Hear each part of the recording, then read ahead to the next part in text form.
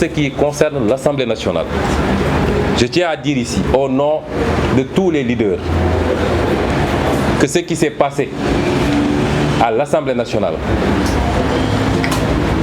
nous les leaders de la coalition Yewwi Askan Wi, nous sommes à 200% en phase avec nos députés.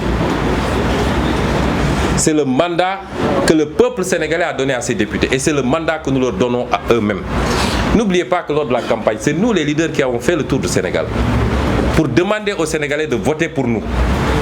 Nous avons assumé d'endosser la casquette de tête de liste, la casquette de membre de la liste nationale, chacun d'entre nous ici assis. Nous sommes aussi comptables que nos députés de tout ce qui se fera durant ce mandat. Et nous allons les accompagner pas à pas. C'est le mandat que le peuple sénégalais a donné à ses députés. Parce que le peuple a voulu que l'Assemblée nationale soit fortement, que l'opposition soit fortement représentée à l'Assemblée nationale. C'est le peuple qui l'a voulu. C'est la volonté populaire. Et en démocratie, il n'y a que la volonté populaire qui vaille. Il n'y a rien d'autre. Et ce peuple-là qui a envoyé autant de députés de l'opposition à l'Assemblée nationale, nonobstant le vol des suffrages par Macky Sall, parce que nous savons tous qu'il n'a pas 82 députés. À tout casser, il aurait eu 76 députés. Il le sait. Nonobstant le vol. Et à tout bien considérer, ce qui s'est passé atteste d'une dégringolade historique. Il a été élu à 65% des voix il y a 10 ans. Aujourd'hui, il est à 46%. 20 points entre-temps. Et ces 46%-là, vous enlevez au moins 10 points qui concernent les vols.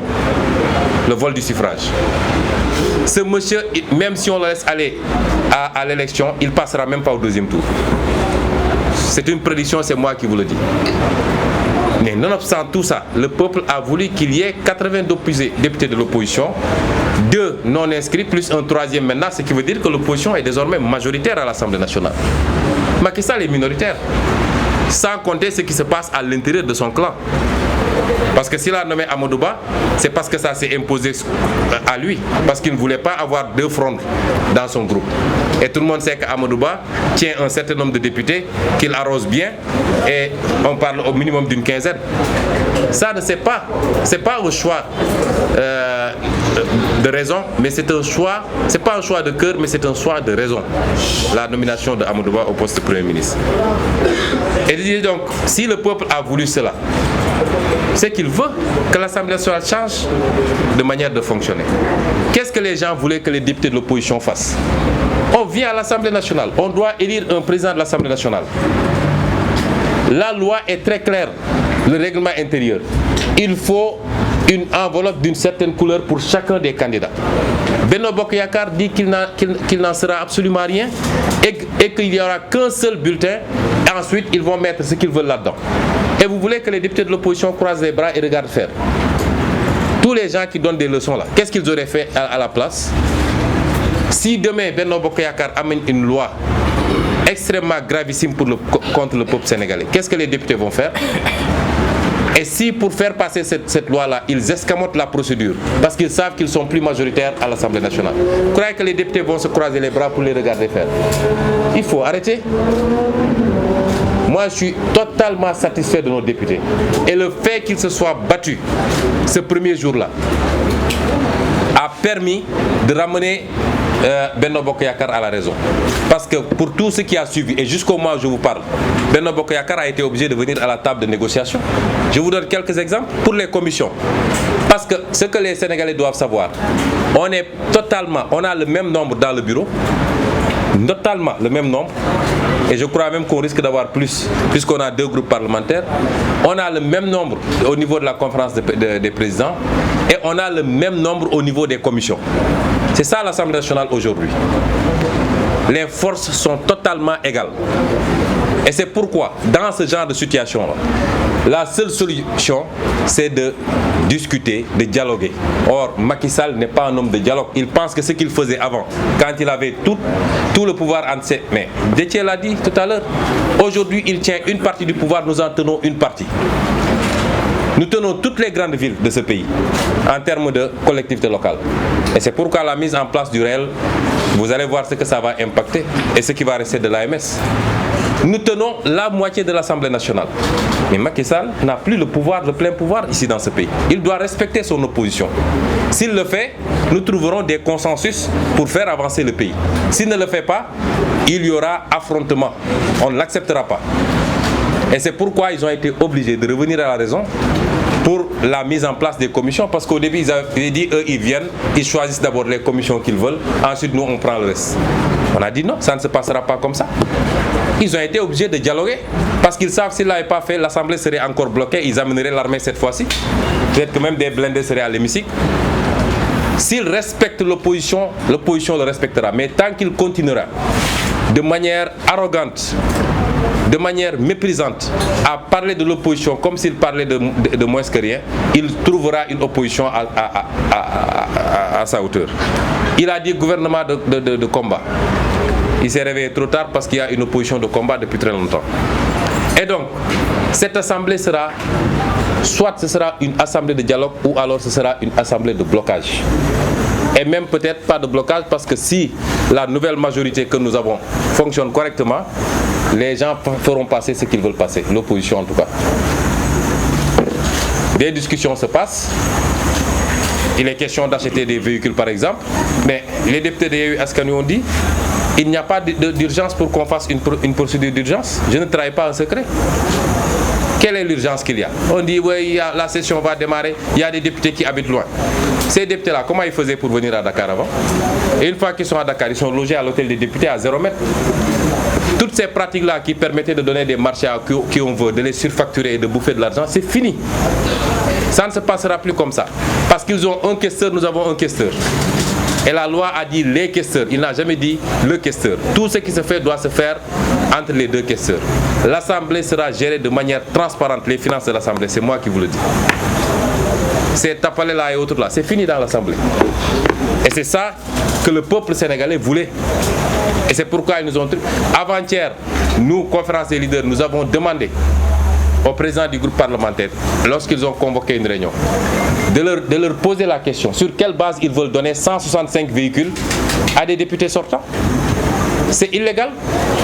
La loi est très claire, le décret de 2021 et l'instruction. Aucun véhicule ne peut être donné si ça ne passe pas d'abord par la procédure de la réforme administrative. Et une fois que c'est réformé, on peut la vendre par adjudication. Et exceptionnellement, on peut le vendre par entente directe. Et en ce moment, celui qui avait le véhicule est prioritaire. C'est ça que la loi dit. Mais depuis des années, l'Assemblée nationale, à chaque fin de législature, on dit mais nañu auto yi. Même le président de la République n'a pas le droit de donner des véhicules. Et pourtant, chaque jour, on dit Macky a donné un véhicule 4x4 à tel, etc. C'est des violations constantes. Et c'est des milliards. Les véhicules de l'Assemblée nationale ont coûté 161,5 milliards du moins. Compte non tenu des seconds véhicules des membres du bureau, du président, etc. 1,5 milliard, 5 ans, les véhicules sont encore intacts. Vous dites, on offre ça à des députés. Et des députés qui ont fait 2 mandats, 3 mandats consécutifs se retrouvent avec un parc automobile. C'est pas normal. Et c'est cette Assemblée nationale-là qu'on va imposer désormais. Et c'est comme ça qu'on gérera le pays le jour où on nous fera confiance. Moi, je l'ai dit, je rends mon véhicule de service, mon passeport diplomatique, parce que ça m'a été donné par rapport à une fonction. Je ne les garderai pas après ma fonction. On nous dit qu'ils ont amené un nouveau gouvernement de combat. Je crois qu'en résumé, en français, j'ai dit aux Sénégalais, n'attendez absolument rien de ce gouvernement. Amadou Ba a été ministre de l'économie et des finances pendant 7 ans. L'économie du Sénégal est par terre, rien ne marche. À part